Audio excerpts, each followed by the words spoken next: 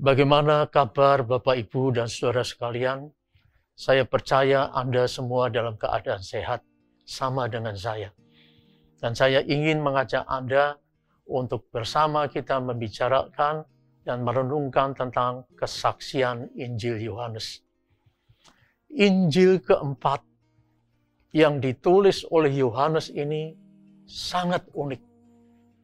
Isinya padat dan melengkapi kita untuk mengenal lebih dalam tentang Yesus sebagai juru selamat dan gembala yang baik.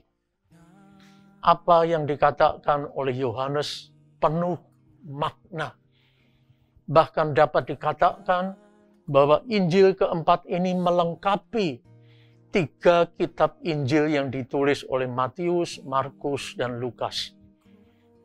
Di akhir Injil karangannya, Yohanes dengan piawai menulis dalam Yohanes 21 ayat 25, masih banyak hal-hal lain lagi yang diperbuat oleh Yesus.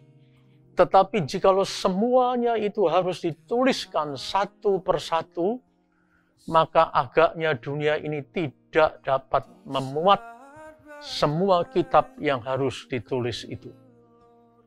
Inilah yang disebut dengan open-ended. Artinya, suatu hal sudah berakhir, tetapi tetap terbuka. Memang tulisannya tentang Yesus sudah berakhir. Tapi karya dan kesemarakan Yesus tidak pernah berakhir. Apa yang ingin dikatakan oleh Yohanes kepada kita saat ini? Yang pertama, Yesus Kristus Sang Juru Selamat dan Gembala yang baik itu memang sudah mati di atas kayu salib. Tapi pada hari ketiga, Ia bangkit dari antara orang mati. Aku sendiri melihat kuburnya telah kosong. Kain kapan pembungkus mayatnya terletak di tanah. Itu adalah sebuah realita. Dan Ia telah menampakkan diri kepada murid-murid dan banyak orang. Yang kedua, Yesus hidup dan karena itu Ia terus berkarya untuk menolong dan menyelamatkan manusia dan dunia ini. Yang ketiga, keajaiban-keajaiban apa saja yang telah kita baca dalam Injil karangan Yohanes ini belum apa-apa dibandingkan dengan keajaiban-keajaiban yang akan kita alami dan terus-menerus terjadi sampai kehidupan dunia ini berakhir. Dan yang keempat, kuasa Yesus tak pernah akan habis sampai kapanpun. Yang kelima, kasih serta anugerah Yesus Tuhan kita tak pernah terbatas dan tak pernah habis-habisnya untuk kita nikmati. Untuk mendukung kita dalam kehidupan yang serba sulit ini, apalagi di zaman pandemi COVID-19 ini. Apa betul kuasa anugerah dan kasih-Nya masih terus ada selama ini? Betul. Hal itu terus terjadi tiap-tiap hari di sekitar kita, bahkan pada diri kita juga. Ada kisah yang inspiratif bagi kita, demikian kisahnya. Ada pemuda yang berusia 24 tahun bersama ayahnya naik sebuah kereta api. Pemuda itu selalu berseru kepada ayahnya, "Lihat ayah, itukah pohon?" Sebentar lagi dia bertanya kepada ayahnya, "Apa itu yang tinggi meruncing, ayah?" Si ayah dengan sabar berkata, "Itu gunung, nak." Dia terkagum-kagum. Tak berapa lama lagi, dia melihat ke atas dari jendela kaca kereta api, lalu bertanya lagi, "Itu yang di atas yang mengikuti kita apa, ayah?" Ayah dengan senyum berkata, "Itu awan." Si pemuda itu termangu-mangu melihat awan. Suatu saat dengan keras pemuda itu berseru, Itu yang berlari-lari apa, ayah? Laki-laki si ayah menjawab dengan tenang, itu kuda.